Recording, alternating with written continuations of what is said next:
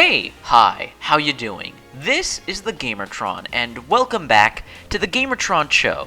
You know, I'm noticing a growing trend amongst gamers, and I'm making this video as sort of a little reminder to those who may have forgotten this, unfortunately. And that is why we should always check out and play older video games.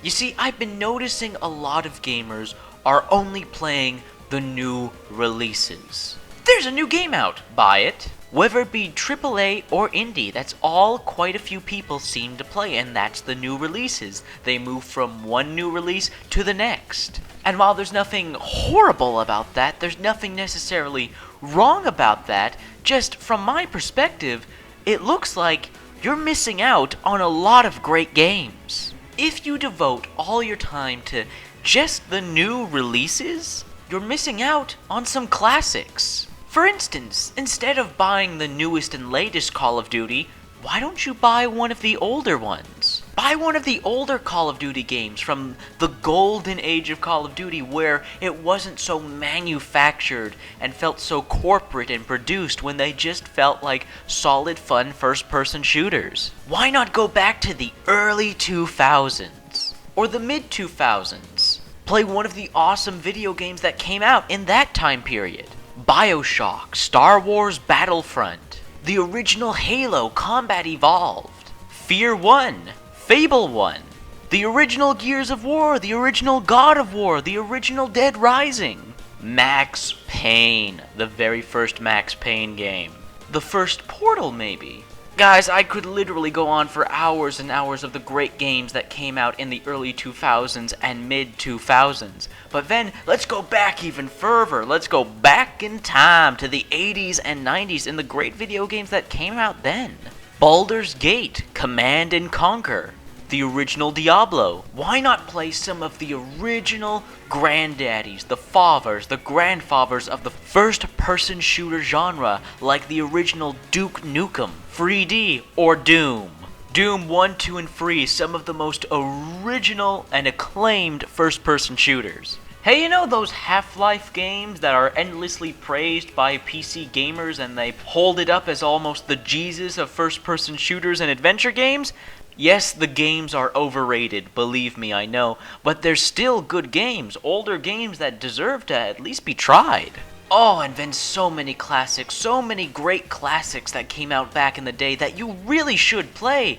Oddworld, Rayman, Resident Evil, Silent Hill, the original StarCraft, Thief, if you're looking for a hardcore stealth experience. Oh yes, and Unreal Tournament, one of the granddaddies of multiplayer first-person shooters. That may be the game that made multiplayer first-person shooters popular. The original Unreal Tournament, man.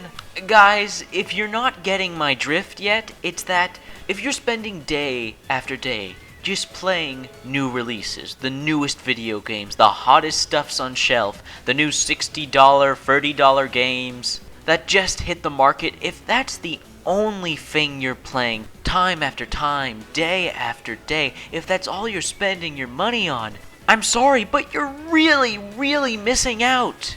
I mean, you do know there were video games that came out before the latest and greatest ones. They were still making games 5 years ago, a decade ago. And sometimes, if you want to get a better grasp around video games, around how video games are being made today, if you want to understand the mindset, if you want to understand the evolution of gaming, if you want to expand your horizons, look at games in a different way, and also just have really fun experiences that back in the day, when these games first came out, were new and original. Nowadays, they seem cliche, done for, but that's because they're the originals, the classics.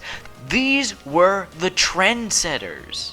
And it's important, it really is important to see the trendsetters, to see what started, what built up video games as they are today, what invented the wheels that get video games spinning nowadays. Not spinning, moving. I'm horrible with analogies, don't trust me with analogies. And also, guys, from personal experience, I was there for a time Back in 2013, for like 4-6 months, the only new video games I got were the big, brand new, shiny ones. The latest releases were the only thing I played, the only thing that garnered my attention. But then BioShock Infinite came out. Now, I didn't play BioShock Infinite, and to this day I have not played BioShock Infinite, because I find personally that it moves just a tad too far away from the originals. So in defiance at the release of BioShock Infinite, I decided to pop in and play, or replay I should say, the original BioShock, and after playing that for hours and loving it all over again,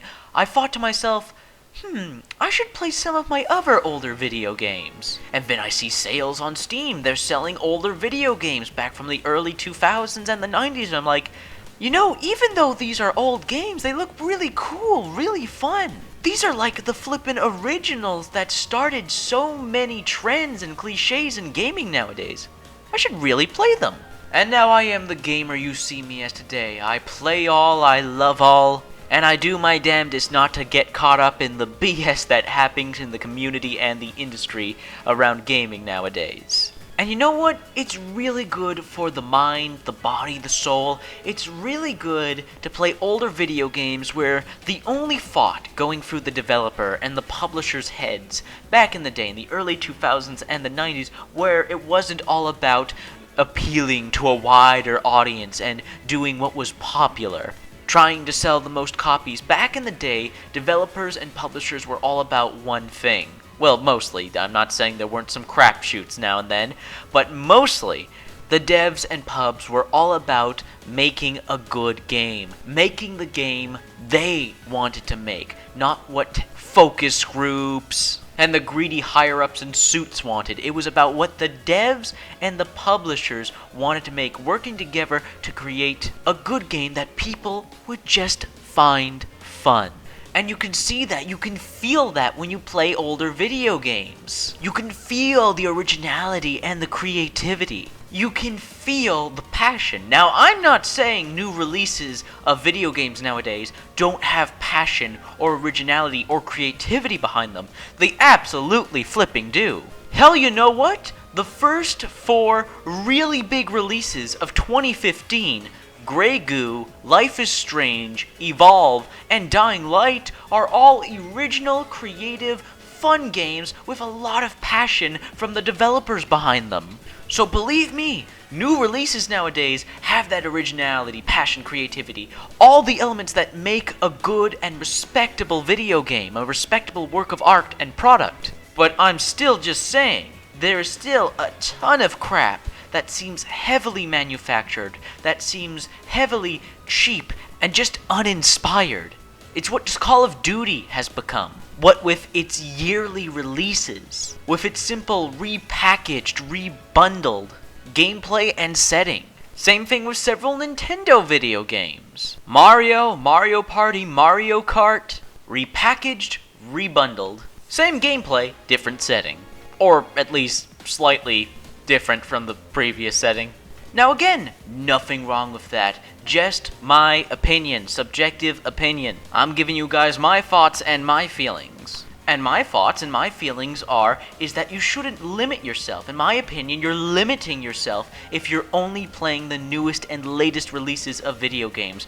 I really believe that you should at least try and check out some older video games, instead of getting the newest Call of Duty or the newest Battlefield or the newest Mario. Why not you play some of the older games, the originals, the classics, the games that started those franchises and made them as popular as they are today? And why not look for some hidden gems of the past? If I may recommend just a few golden oldies that you may not have heard of, highly recommend looking out for Alien Soldier, Advent Rising, Project Snowblind, the Legacy of Kain video games. Highly, highly, highly recommend Legacy of Kain Defiance. The last game in the series. You may need to do some catching up on the story, but it's a really good hack and slash platformer puzzle game action adventure. Legacy of Kain Defiance. Really good. Dark Messiah of Might and Magic. And finally, Call of Cthulhu, Dark Corners of the Earth, for good old classic survival horror. There are so many great video games that came out back in the day, and you really, in my opinion, should take the time to check them out and play them, because you may, for all you know, find your favorite video game or find one of your favorite video games from something that came out in the past. I hope you guys liked the video. I hope you enjoyed the commentary, the gameplay. If you did, if you liked the video in any way, shape, or form, please hit the like button. Hitting the like button helps me, helps you, helps everybody involved with the video. If you hit that like button, please leave a comment. What are your thoughts? What are your feelings? What are some of your favorite old video games that came out back in the day? Do you agree with me? Do you disagree with me? Should people just play new releases? Should people just play old releases? Should people find a perfect mix of the two? What are your thoughts, feelings, opinions? Let me know in the comments below. And finally, I am the Gamertron. I love video games, and I love talking about video games. And if that's something that interests you, maybe consider subscribing to my channel and supporting me. Anyways, guys, this has been a video, and I will see you guys later.